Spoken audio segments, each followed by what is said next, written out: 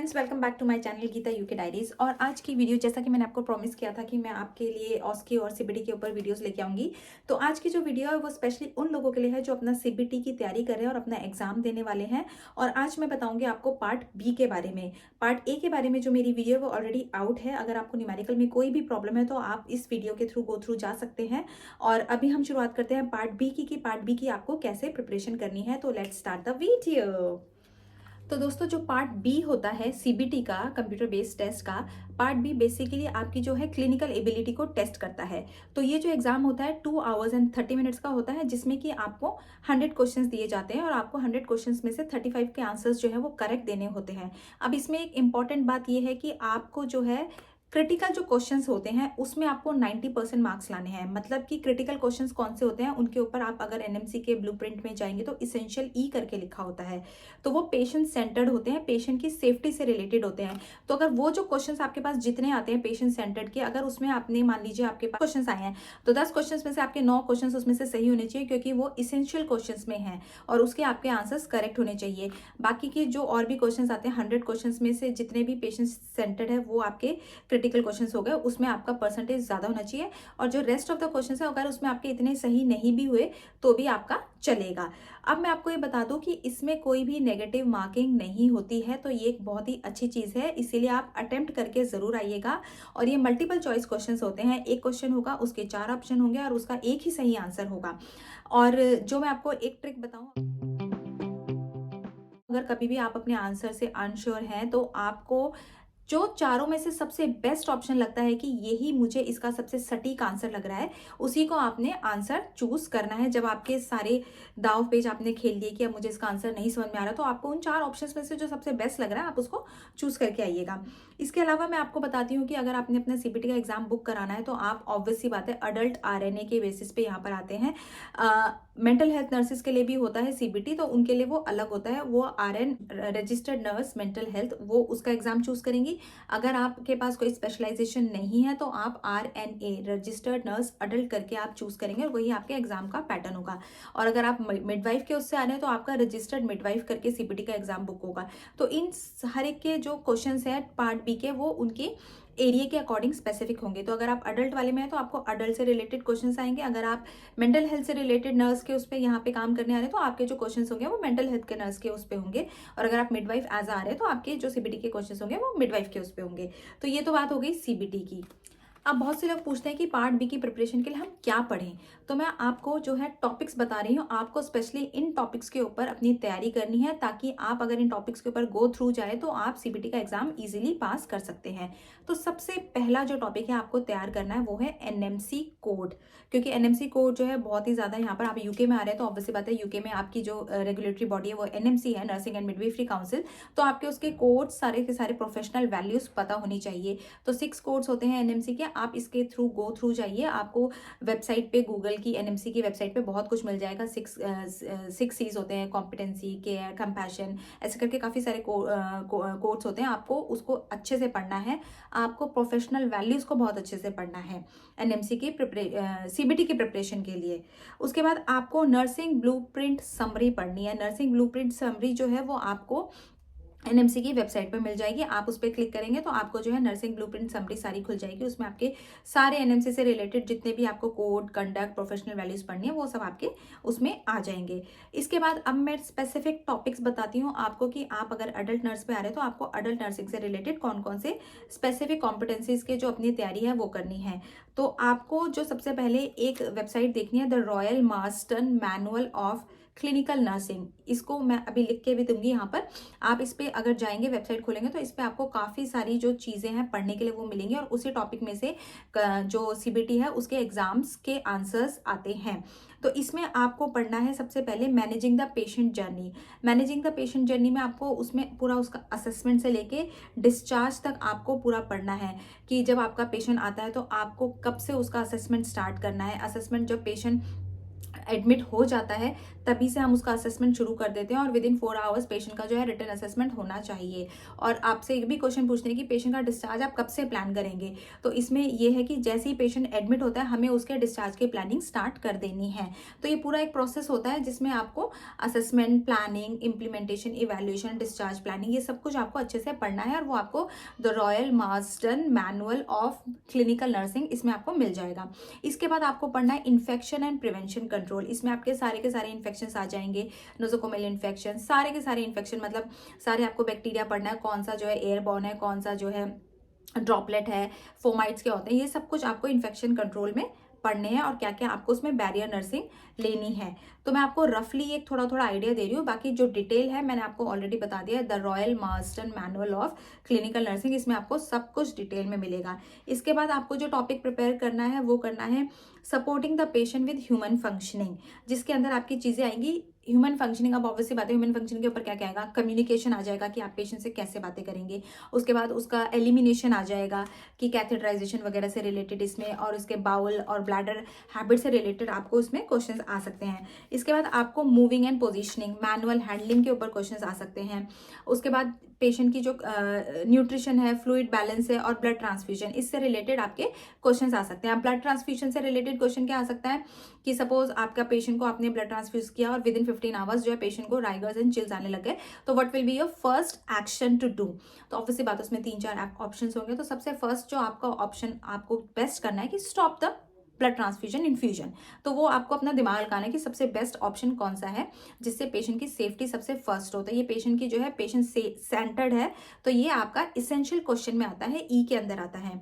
इसके बाद आप पेशेंट की जर्नी में आपको patient comfort and end of life care, ये जरूर प्रिपेयर करना है। यहाँ पर एंड ऑफ लाइफ केयर से रिलेटेड बहुत क्वेश्चंस आते हैं, क्योंकि मोस्टली जो यूके की जो पॉपुलेशन है वो ओल्ड एज है, तो ओल्ड एज से रिलेटेड क्वेश्चंस भी ये लोग काफ़ी पूछते हैं। और जो ओल्ड पीपल होते हैं वो वल्नरेबल पॉपुलेशन के अंडर आते हैं, जैसे बच्चे, चिल्ड्रन एंड जो बुढ़े हैं वो यहाँ पर वल्नरेबल पॉपुलेशन में है। तो सेफ गार्डिंग के इश्यूज भी आपको पढ़ने हैं regarding child, children and old age. उसके बाद आपको रेस्पिरेटरी केयर से रिलेटेड अपने टॉपिक्स प्रिपेयर करने हैं। ये सब कुछ आपको the royal Marsden manual of clinical nursing में मिल जाएंगे। उसके बाद है आपको supporting the patient through diagnostic process. तो आपको उसमें क्या क्या तैयारी करनी है कि इंटरप्रेटिंग डायग्नोस्टिक टेस्ट आपको पता होनी चाहिए, नॉर्मल वैल्यूज क्या है, आपको पेशेंट के ऑब्जर्वेशंस कैसे लेने हैं, ये सब कुछ आपको पता होना चाहिए। इसके बाद जो टॉपिक आपको प्रिपेयर करना है वो है supporting the patient through out treatment. तो इसमें आपकी मेडिकेशंस आ जाती हैं कि आप पेशेंट को मेडिकेशन कैसे देते हैं। इसके अंदर आपका जो है ड्रग एरर आ जाएंगे कि सपोज अगर क्वेश्चन ऐसे आ सकता है कि सपोज आपसे जो है ड्रग एरर हो चुका है तो अब आप क्या करेंगे। तो इसमें 3-4 ऑप्शन होंगे, तो इसमें एक ऑप्शन ये भी होगा inform to your line manager, तो आप उसको चूज करेंगे। इसके बाद आपको इसमें प्री ऑपरेटिव केयर भी देखनी है, जो टॉपिक है वो भी आएगा। वुंड मैनेजमेंट जो है वो भी इसके अंदर टॉपिक आएगा। तो ये सारे के सारे टॉपिक्स जो है मैंने आपको बता दिए हैं कि आपको बेसिकली इन सारे टॉपिक्स के ऊपर गो थ्रू जाना है। मतलब आप एक पेशेंट पकड़िए, उसका आपको जो है पूरे starting assessment, implementation, planning, evaluation and discharge planning, infection कैसे होता है, क्या प्रिवेंटिव मेजर्स हैं, कैसे आप स्प्रेड होने से बचा सकते हैं। फिर एक पूरा आप एक पेशेंट को ऊपर से लेकर नीचे तक पकड़िए, उसमें आपकी क्या क्या पेशेंट की नीड आ जाएगी, जैसे कम्युनिकेशन आ जाएगी, एलिमिनेशन आ जाएगी, फिर आपका उसका न्यूट्रिटिव आ जाएगा, न्यूट्रिशन आ जाएगा, फ्लूइड बैलेंस आ जाएगा, ब्लड ट्रांसफ्यूजन आ जाएगा। ये सारी की सारी आपकी जो है प्रॉपर एक टॉपिक्स मैंने आपको बता दिए हैं कि आपको इन टॉपिक्स के ऊपर प्रिपेयर करना है। इसके अलावा मैं आपको ना एंड में, वीडियो के एंड में जरूर जुड़े रहेगा, क्योंकि मैं आपको क्वेश्चंस के पैटर्न्स दिखाऊंगी कि कैसे क्वेश्चंस के पैटर्न्स आते हैं। अब सबसे मेन इंपॉर्टेंट चीज, टिप्स। मैं आपको टिप्स क्या देती हूँ कि अगर आप अब चाहते हैं आपका सीबीटी पार्ट बी क्लियर हो, तो उसके लिए सबसे पहली जो सबसे बड़ी टिप है जिसको कि मोस्टली सब लोग अवॉइड करते हैं, वो ये है कि जो आपके आंसर्स हैं सीबीटी के पार्ट बी के, वो यूके की गाइडलाइंस, अपडेटेड यूके गाइडलाइंस के ऊपर बेस्ड होनी चाहिए। अब हर एक जगह की जो गाइडलाइंस होती है वो अलग होती है, हर एक इंडिया की जो गाइडलाइंस होगी उसके अकॉर्डिंग अलग होगी, पर आप जो है यूके में आ रहे हैं तो आपको अपनी जो गाइडलाइंस है वो अपडेटेड यूके गाइडलाइंस के अकॉर्डिंग फॉलो करनी है और उसी के अकॉर्डिंग आपको आंसर्स देने हैं। हो सकता है कि किसी और सपोज अमेरिकन गाइडलाइंस के अंदर उसका आंसर कुछ और हो, लेकिन यूके गाइडलाइंस के अंदर उसका आंसर कुछ और है, तो आपको मेक श्योर करना है कि आप जो आंसर दे वो अपडेटेड यूके गाइडलाइंस के अकॉर्डिंग हो। तो ये तो हो गया आपका पहला टिप जो मैं आपको दूंगी। इसके बाद मैं आपको दूसरा टिप दूंगी कि आप अपना सबसे पहले एक प्री टेस्ट करिए। तो मैं अभी आपको यहाँ पे एक वेबसाइट लिख के देती हूँ। आप जब इस वेबसाइट पे क्लिक करेंगे तो आपको एक प्री टेस्ट मिलता है जिसमें कि आप देख सकते हैं आपका जो लेवल है वो क्या है और आपको किस उसी के अकॉर्डिंग प्रिपरेशन करनी है। जब आप उस प्री टेस्ट को करेंगे तो आपके जो भी आंसर्स गलत होंगे आप देख सकते हैं कि आप किस एरिया में वीक हो। तो जब आप अपनी सीबीटी की तैयारी करेंगे तो आप मेक श्योर करिए कि आप उस वीक एरिया से पहले अपनी तैयारी शुरू करें, ताकि जो आपका वीकेस्ट पॉइंट है वो आपका स्ट्रॉन्ग पॉइंट बन जाए, क्योंकि बाकी जगह तो आप स्ट्रॉन्ग है ही, जो वीक पॉइंट है आपको पहले उसको स्ट्रॉन्ग बनाना है। इसके बाद मैं आपको जो बोलूँगी, आपको एनएमसी कोड और ब्लूप्रिंट को अच्छे से पढ़ के जाना है। उसको मेमोराइज मत करिए, रटिए मत। जब बस आप उसको 2-3 बार अच्छे से गो थ्रू करिए तो आपको कॉन्सेप्ट क्लियर होना चाहिए, क्योंकि इतना सब कुछ है पढ़ने के लिए, आप हर एक चीज़ को रट्टाफिकेशन करके याद नहीं कर सकते। आप उसको अपने दिमाग में प्रोसेस करिए, उसको समझिए और उसके बाद आप उसका आंसर दे पाएंगे। क्योंकि एक ही क्वेश्चन को जो है आप 3-4 तरीके से उसकी लैंग्वेज चेंज करके आप क्वेश्चन पूछ सकते हैं, लेकिन अगर आपका जो कॉन्सेप्ट है वो क्लियर होगा तो चाहे वो लैंग्वेज कैसे भी घुमा दे, आपको पता है कि इसका कॉन्सेप्ट ये है, इसका आंसर ये है। तो आप मेक श्योर करिए कि आप जो भी एनएमसी के कोड है, जो भी ब्लूप्रिंट है, उसको समझिए, 3-4 बार उसकी रीडिंग करिए, अपने दिमाग के अंदर बैठाइए कि वो कहना क्या चाह रहा है, रट्टाफिकेशन मत करिए उसका। तो ये है इसकी टॉप टिप्स कि अगर आप चाहते हैं कि आप सीबीटी क्लियर करें। तो अब आपको क्या है, और एक चीज़ जो मैंने आपको स्टार्टिंग में भी बताई थी कि आपको हाइलाइटेड क्वेश्चंस को ज़्यादा फोकस करना है, यानी ई वाले क्वेश्चंस को, जो इसेंशियल क्वेश्चंस है उसके ऊपर अपना ज़्यादा फोकस करना है, क्योंकि वो पेशेंट सेंटर्ड होते हैं और वो पेशेंट की सेफ्टी से रिलेटेड होते हैं और उसमें आपके करेक्ट मार्क्स आना ज़्यादा ज़रूरी है अगर आप पास होना चाहते हैं। तो आपको हाईलाइटेड टॉपिक्स जो है पेशेंट से रिलेटेड, उस पर ज़रूर ध्यान देना है, जो कि आपकी एल्डरली पॉपुलेशन हो गई, चिल्ड्रन हो गया, और आपका जितना भी पेशेंट सेफ्टी से रिलेटेड क्वेश्चंस हो गए, उसको आपको अच्छे से प्रिपेयर करने हैं। तो दोस्तों कुल मिला के यही था सीबीटी पार्ट बी। आप देख सकते हैं पढ़ने के लिए बहुत सारे टॉपिक्स हैं, लेकिन अगर एक बार आपका जो है कॉन्सेप्ट क्लियर हो तो ये सारे के सारे टॉपिक्स बहुत ही आसान होते हैं। और अगर आपको आज की वीडियो अच्छी लगी, वीडियो को थम्स अप दीजिए और इन्हें उन सारे लोगों के साथ शेयर करिए जो आपको लगता है कि जिनको सीबीटी की प्रिपरेशन करने की ज़रूरत है और उनको मटेरियल नहीं मिल पा रहा है या उनको पता नहीं है कि सीबीटी एग्जैक्टली होता क्या है। और ज़्यादा से ज़्यादा लोगों के साथ मेरे चैनल को शेयर करिए एंड सब्सक्राइब करिए। फिर मिलूंगी आपसे नेक्स्ट वीडियो में, तब तक के लिए बाय। तो देख सकते हैं जैसे कि क्वेश्चंस ऐसे आते हैं कि patient manifest phlebitis in his IV site, what must a nurse do. तो इसमें जो 4 ऑप्शन है उसमें सबसे बेस्ट ऑप्शन, सबसे पहले आप उसका डिसकंटिन्यू करेंगे इन्फ्यूजन को, तो आपको ये सेलेक्ट करना है। सेकंड क्वेश्चन जैसे आप देख सकते हैं, you are caring for a patient with tracheostomy in situ who requires frequent suctioning, how long should you suction for. So सबसे पहला जो इसमें मेन इंपॉर्टेंट जो 4 ऑप्शन है उसमें सबसे बेस्ट ऑप्शन है कि never insert the catheter for longer than 10 to 15 seconds. Next question है, early ambulation prevents all complications except, मतलब कि इस क्वेश्चन को आप समझिए, इसमें दे रखा है कि अर्ली एम्बुलेशन, पेशेंट को हम बोलते हैं सर्जरी के बाद अर्ली एम्बुलेशन कराना चाहिए, क्यों, ताकि उसकी कॉम्प्लिकेशंस बची रहे, किस चीज़ के अलावा। तो ऑब्वियसली बात है जब हम अर्ली एम्बुलेशन कराते हैं तो chest infection and lung collapse होने के चांसेस कम हो जाते हैं, कॉम्प्लिकेशंस कम हो जाती है, मसल वेस्टिंग कॉम्प्लिकेशंस कम होते हैं, थ्रोम्बोसिस के कॉम्प्लिकेशंस कम होते हैं। लेकिन सर्जिकल साइट इन्फेक्शन ये तो कोई इसका कॉम्प्लिकेशन नहीं होता अर्ली एम्बुलेशन का, तो आप इसको सेलेक्ट करेंगे। मतलब 3 पॉजिटिव है, ये चौथा वाला जो है ये कॉन्ट्राडिक्ट कर रहा है। When a patient is being monitored in the pre-anesthetic check unit, how frequently should blood pressure, pulse and respiratory rate be recorded। तो ये every 5 minutes है।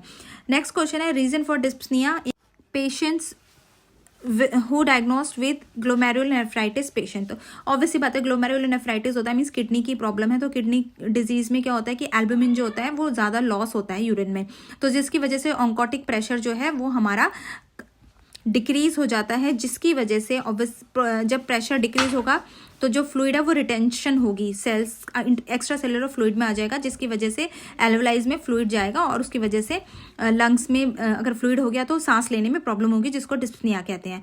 Next question is, what would be your main objective in providing stoma education when preparing a patient with a stoma for discharge home. अब जब आप इसमें options देखेंगे तो आप देखेंगे 3 ऑप्शंस बिल्कुल एक जैसे हैं, जिसमें community stoma nurse, district nurse और कम्युनिटी, मतलब सबके 3 जो ऑप्शंस है वो एक जैसे हैं। जो पहला ऑप्शन है वो बिल्कुल अलग है, जिसमें लिखा है कि आप पेशेंट को बताएंगे, एजुकेट करेंगे कि वो अपनी स्टोमा केयर खुद कर सकता है। तो जब हम डिस्चार्ज करते हैं तो हम कोशिश करते हैं कि पेशेंट को जो है खुद से अपनी केयर करे, इंडिपेंडेंट हम सिखाते हैं कि वो इंडिपेंडेंट रहे। तो उसके लिए जो सबसे बेस्ट ऑप्शन है वो 4th वाला ऑप्शन है। Next question है, a client is brought to the emergency room by the emergency medical services after being hit by the car. The name of the client is not known. The client has sustained a severe head injury, multiple fractures and is unconscious. An emergency craniotomy is required regarding informed consent for the surgical procedure. Which of the following is the best action. तो obviously बात है, जब हमें पता होता है कि surgery कोई सी भी हो तो इन्फॉर्म कंसेंट जो होना बहुत जरूरी है। लेकिन अब आप इसमें ऑप्शंस देखिए। फर्स्ट ऑप्शन है call the police to identify the client and locate the family. Second है obtain a court order for the surgical procedure. Third है ask the emergency medical services team to sign the inform consent. And last है transport the victim to the operating room for surgery. तो इसमें जो best option है वो option 4 है, जिसमें कि पेशेंट की लाइफ सेविंग सिचुएशन है। तो हम इन्फॉर्म कंसेंट, पेशेंट की फैमिली, पुलिस को बुलाना, ये सब कुछ बाद में करेंगे। पहले हमें पेशेंट की जान बचानी है, तो इसलिए हम उसको सबसे पहले ऑपरेशन थिएटर में ट्रांसपोर्ट करेंगे ताकि उसकी सर्जरी हो पाए।